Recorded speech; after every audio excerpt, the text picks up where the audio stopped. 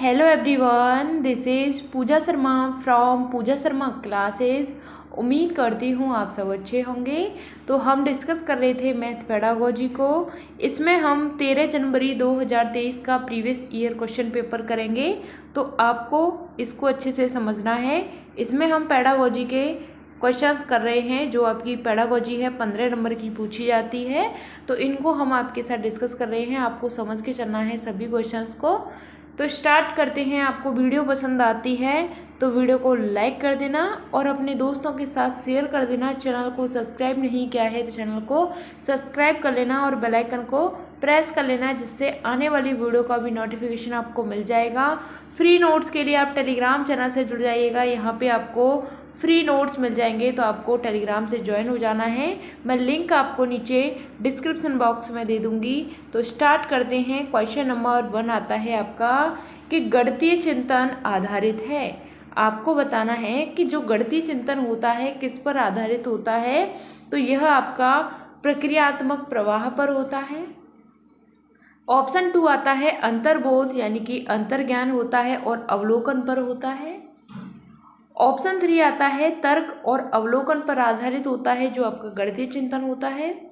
Option 4 आता है तर्क और विवेचन पर आधारित होता है, जो आपका गणितीय चिंतन आधारित होता है। इसका सही आंसर होता है ऑप्शन नंबर 4। यह आपका किस पर आधारित होता है? यह आपका तर्क और विवेचन पर आधारित होता है। क्वेश्चन नंबर आपका 2 आता है। आपको इसका आंसर बताना है कि 4 के गुणन पहाड़े का शिक्षण करते हुए एक शिक्षक ने 2 के पहाड़े का निम्न प्रकार से उपयोग किया।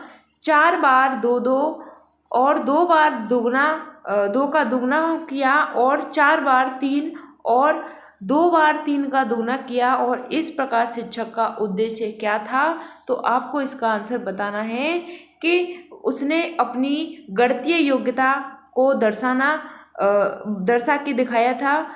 ऑप्शन 2 आता है कि दुगने की अवधारणा का परिचय देना था उसका उद्देश्य। ऑप्शन 3 आता है कि पहाड़े शीघ्र सीखने के लिए गणितीय युक्तियों का उपयोग करने के लिए विद्यार्थियों को प्रोत्साहित करना था। ऑप्शन 4 आता है कि विद्यार्थियों के पूर्व ज्ञान का उपयोग कर नवीन अवधारणाओं के विकास हेतु प्रतिमानों और संबंधों का उपयोग करना था।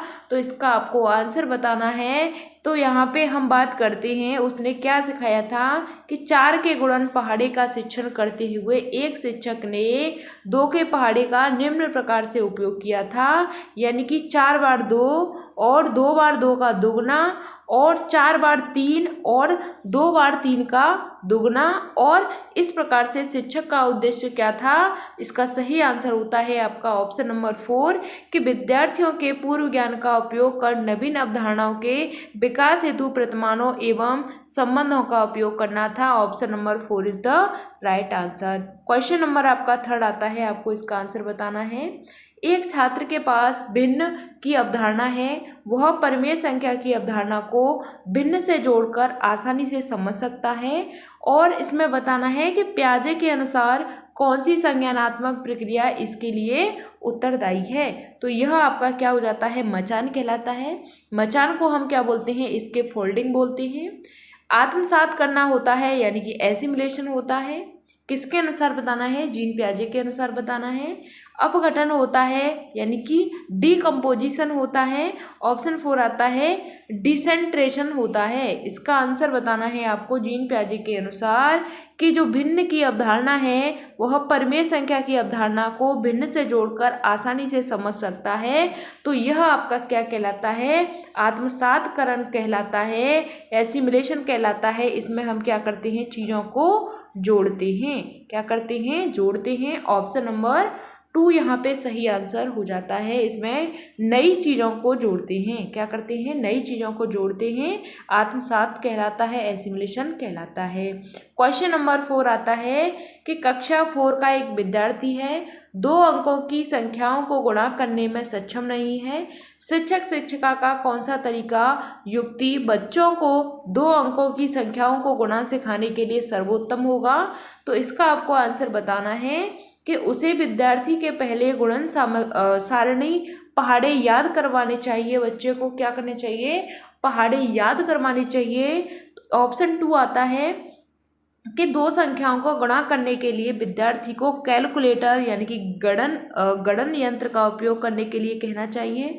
ऑप्शन 3 आता है कि वह पहले एक अंकीय संख्या को गुणा करने में विद्यार्थी की मदद करें, तत्पश्चात अंकीय संख्याओं की गुणा सीखने में ह्यूरिस्टिक विधि का उपयोग करें। ऑप्शन 4 आता है कि गुणा करने के लिए कलन विधि और श्यामपट्ट पर पुनरावृत्ति करें, ताकि इसमें क्या होगा तथा विद्यार्थी को जो सिखाई गई विधि के अनुसार समरूप कलन समस्याओं को हल करने के लिए कहेंगे।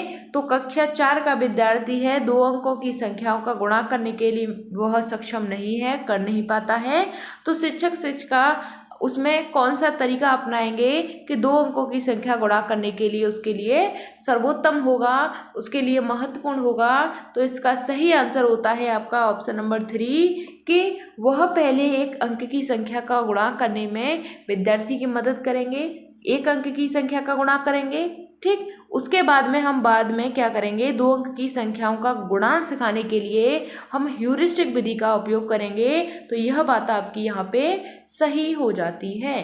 क्वेश्चन नंबर आपका 5 आता है, आपको इसका आंसर बताना है कि बस संख्या 45 सेंट्रल मार्केट जाती है। बस है वह संख्या 45 है, कहाँ पे जा रही है, सेंट्रल मार्केट जाती है। तो यहाँ संख्या का उपयोग है, क्या कहलाता है, यह आपका गणना कहलाता है, कॉर्डिनल कहलाता है, अभिहित कहलाता है, अंकित कहलाता है, या फिर आपका क्रम सूचक कहलाता है या क्रमिक कहलाता है। क्वेश्चन नंबर 5 का सही आंसर होता है आपका, यह आपका अभिहित कहलाता है, अंकित कहलाता है। यह 45 जो संख्या यहाँ पे संख्या का उपयोग किया गया है, यह आपका क्या कहलाएगी, यह आपकी अभिहित कहलाती है। क्वेश्चन नंबर आपका 6 आता है, आपको इसका आंसर बताना है कि कक्षा 5 के एक विद्यार्थी को जब 402 लिखने के लिए कहा जाता है तो वह 4002 लिख देता है। यानी कि क्या लिखने के लिए कहा, उससे 402 लिखने के लिए कहा। उसी प्रकार 608 लिखने के लिए कहा, क्या कहा, 608 लिखने के लिए कहा, लेकिन उसने 6008 लिख दिया। तो भ्रांति का सर्वाधिक उपयुक्त स्पष्टीकरण क्या होगा, तो इसका आंसर आपको बताना है। ऑप्शन 1 आता है कि बच्चा साधारणतया लापरवाह है। ऑप्शन 2 आता है कि साधारणतः बच्चा वही लिखता है जैसे वह सुनता है। ऑप्शन 3 आता है कि बच्चे को स्थानीय मान प्रणाली की पूर्ण समझ नहीं है। ऑप्शन 4 आता है कि बच्चे में बुद्धि और गणितीय ज्ञान की कमी है। तो इसका आंसर आपको बताना है क्या हो जाता है, तो इसका सही आंसर होता है कि बच्चे को क्या नहीं है, अभी स्थानीय मान प्रणाली की पूर्ण समझ नहीं है, बच्चा स्थानीय मान की प्रणाली को नहीं समझ पा रहा है। तो उससे क्या कहा गया था, 402 लिखने के लिए कहा गया था। यहाँ पे इकाई होता है, फिर दहाई होता है, फिर सैकड़ा होता है आपका। तो यहाँ पे आपसे कहा गया था 402, लेकिन उसने उसकी समझ नहीं थी, उसने यहाँ पे 0 बढ़ा दी, तो यह संख्या आगे बढ़ गई, यह 1000 में पहुँच जाती है। तो बच्चे को क्या नहीं है, स्थानीय मान प्रणाली की समझ बच्चे को भी नहीं है, ठीक। क्वेश्चन नंबर आपका 7 आता है, आपको इसका आंसर बताना है। शिक्षक एक आयत का क्षेत्रफल ज्ञात करने के लिए सूत्र देता है और बच्चे को भिन्न भिन्न आयत कट आउट का क्षेत्रफल ज्ञात करने के लिए कहता है। तो शिक्षक किस चीज़ का उपयोग कर रहा है, आगमनात्मक विधि का, निगमनात्मक विधि का, अवलोकन विधि का या प्रयोगशाला विधि का। तो इसका आंसर आपको बताना है। तो इसका सही आंसर होता है आपका, वह निगमनात्मक विधि का प्रयोग कर रहा है। किस विधि का कर रहा है, निगमनात्मक विधि का प्रयोग कर रहा है। यानी कि पहले क्या सिखाएगा, नियम सिखाएगा, उसके बाद में क्या देगा, उदाहरण देगा। तो इसका सही आंसर होता है ऑप्शन नंबर 1। यहाँ पे लिखा गया है कि आयत का क्षेत्रफल ज्ञात करने के लिए सूत्र देता है, यानी कि नियम बता रहा है, सूत्र दे रहा है, वो भिन्न भिन्न आयत कट आउट करने का जो क्षेत्रफल ज्ञात करने के लिए कहता है। तो शिक्षक किस विधि का उपयोग कर रहा है, तो यह आपका निगमनात्मक विधि का प्रयोग कर रहा है। आगमनात्मक विधि का उपयोग होता है, यह आपका उदाहरण से नियम की तरफ जाता है। और जो आपका निगमनात्मक होता है, यह नियम से उदाहरण की तरफ जाता है। ठीक, क्वेश्चन नंबर आपका 8 आता है, आपको इसका आंसर बताना है। जेनेट अपनी कक्षा में बहुभुज के कई उदाहरण एवं गैर उदाहरण देती है, तो वह गणितीय शब्द संग्रह का उपयोग करती है और विद्यार्थियों को परिचर्चा में संलग्न रखती है। उनके पास बच्चों के द्वारा की गई त्रुटियों में उनकी वैकल्पिक अवधारणा का भी ज्ञान है, तो निम्नलिखित में से कौन सा एक गणित शिक्षिका के रूप में जेनेट के लिए सर्वाधिक उपयुक्त होगा? तो ऑप्शन 1 आता है कि उसे शिक्षा शास्त्रीय विषय वस्तु का ज्ञान है। ऑप्शन 2 आता है केवल विषय वस्तु का ज्ञान है। ऑप्शन 3 आता है कि केवल गणितीय त्रुटियों की समझ है। ऑप्शन 4 आता है कि उसे पाठ्यक्रम का ज्ञान है। तो क्वेश्चन नंबर 8 का सही आंसर होता है आपका ऑप्शन नंबर 1 कि उसे शिक्षा शास्त्रीय विषय वस्तु का ज्ञान है। Option number 1 is the right answer. Question number आपका 9 आता है कि एक संरचनावादी कक्षा में गणित का एक शिक्षक शिक्षण एवं अधिगमकर्ताओं का सुधार कर सकता है। कैसी कक्षा में? संरचनावादी कक्षा में। ऑप्शन 1 आता है आपका कि कक्षाई प्रक्रिया का क्या करना है? मनन कर रहा है। ऑप्शन 2 आता है कि अभ्यास के लिए अधिक प्रश्न देकर। ऑप्शन 3 आता है केवल योगात्मक आकलन पर ध्यान केंद्रित करके। ऑप्शन 4 आता है होनहार विद्यार्थियों की पहचान करके उन्हें प्रतियोगात्मक परीक्षाओं के लिए तैयार करके। तो इसका आंसर बताना है कि एक संरचनावादी कक्षा में गणित का एक शिक्षक शिक्षण एवं अधिगम की प्रक्रिया में सुधार कर सकता है। तो इसका सही आंसर होता है आपका ऑप्शन नंबर 1 कि कक्षाई प्रक्रियाओं का क्या कर रहा है? मनन कर रहा है। ठीक, क्वेश्चन नंबर 10 आता है कि राष्ट्रीय पाठ्यचर्या की रूपरेखा 2005 के अनुसार आपको बताना है। एनसीएफ 2005 के बारे में बताना है कि प्राथमिक स्तर पर गणित में शिक्षण और अधिगम विधियों होती हैं, यह केंद्रित होनी चाहिए। तो यह गणित में भिन्न प्रतिमानों की खोज पर केंद्रित होनी चाहिए।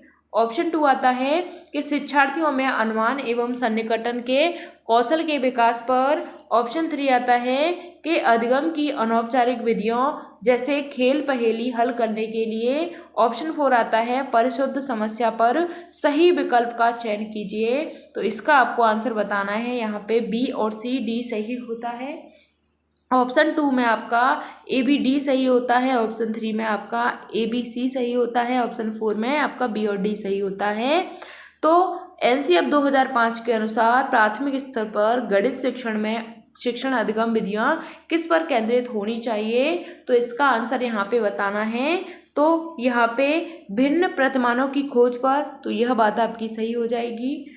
शिक्षार्थियों में अनुमान और सन्निकटन के कौशल के विकास पर, तो यह बात भी आपकी सही हो जाती है। ऑप्शन 3 आता है अधिगम में अनौपचारिक विधियां जैसे खेल पहेली हल, इन चीज़ों को इत्यादि पर होनी चाहिए। ऑप्शन 4 आता है समस्या समाधान पर, तो यह बात यहाँ पे गलत हो जाएगी। इसका सही आंसर होता है आपका ऑप्शन नंबर 3, ए बी और सी आपका सही आंसर हो जाता है। Option number 3 is the right answer. Question number आपका 11 आता है, आपको इसका आंसर बताना है। निम्नलिखित में से विभाजन की संकल्पना से संबंधित विभिन्न विविध संरचनाएं कौन सी होती हैं? तो यह आपका क्रमीकरण कहलाता है, अनुपात कहलाता है, समान समभागी कहलाता है, पुनः व्यवस्थित करना, सही विकल्प का चुनाव कीजिए। तो इसका आंसर आपको बताना है। तो यह जो विविध संरचनाएं होती हैं गणित की, तो यह कौन सी होती हैं? इसमें ए और बी सही है। ऑप्शन 2 में बी और सी सही है। ऑप्शन 3 में बी सही है केवल, या ए और डी सही है। तो इसका सही आंसर होता है आपका ऑप्शन नंबर, यहाँ पे यह आपका अनुमान कहलाता है और आपका समान सहभागी कहलाता है। यहाँ पे बी और सी आपका सही आंसर हो जाता है। Option number 2 is the right answer. Question number आपका 12 आता है, आपको इसका आंसर बताना है। जो संख्याई कौशल के विकास का अर्थ नहीं है, संख्याई कौशल होता है इसके विकास का अर्थ नहीं है, तो कौन सा अर्थ नहीं है? तो संख्याओं और संख्या की संक्रियाओं के बारे में ज्ञान। ऑप्शन 2 आता है संख्याओं के साथ साथ आकृतियों के बारे में समझ। ऑप्शन 3 आता है संख्याओं को रट कर याद करना।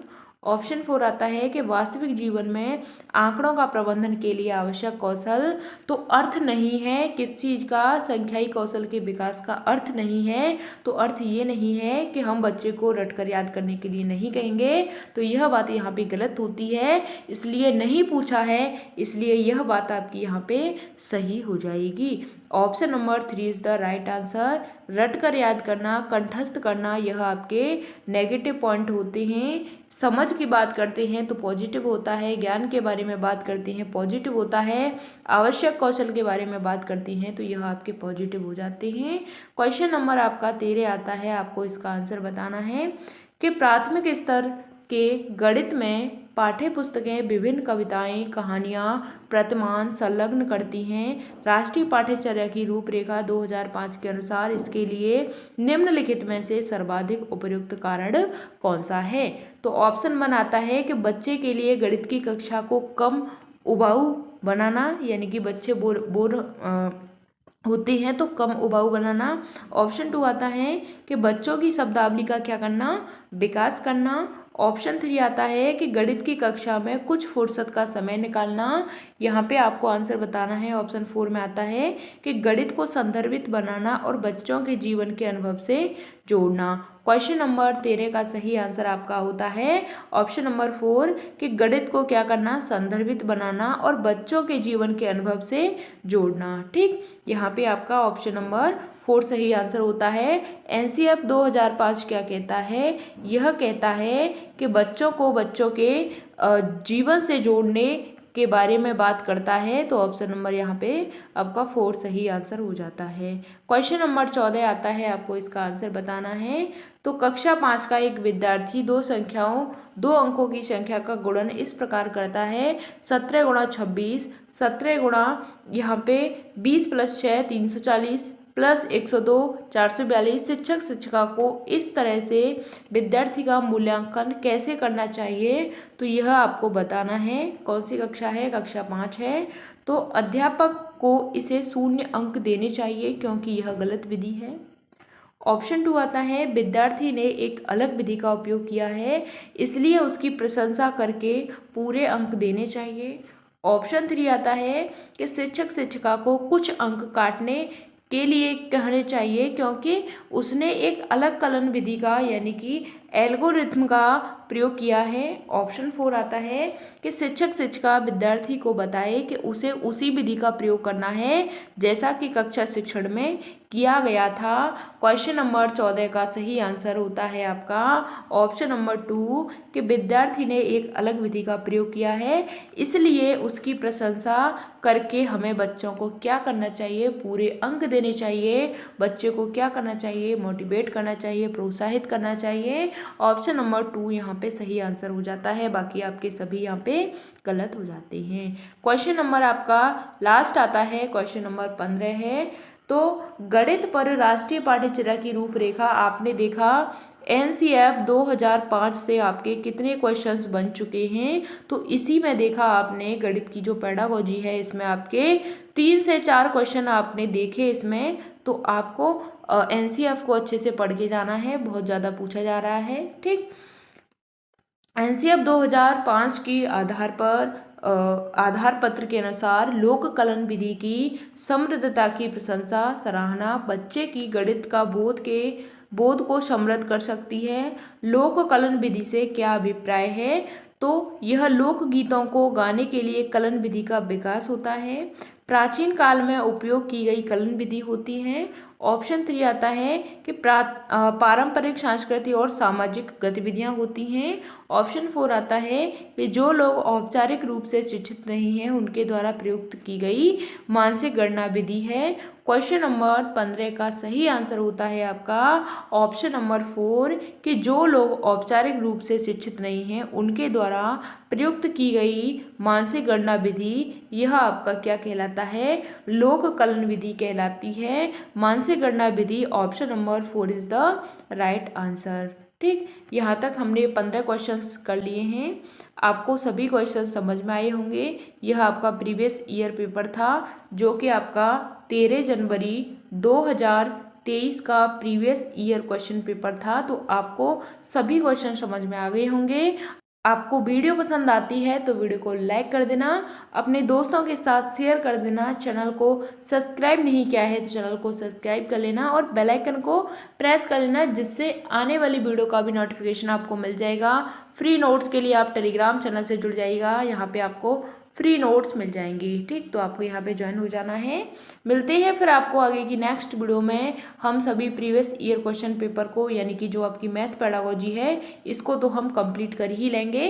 तो आपको मेरे साथ बने रहना है। मिलते हैं फिर आपको आगे की नेक्स्ट वीडियो में। तब तक के लिए थैंक्स फॉर वॉचिंग। जय हिंद, वंदे मातरम।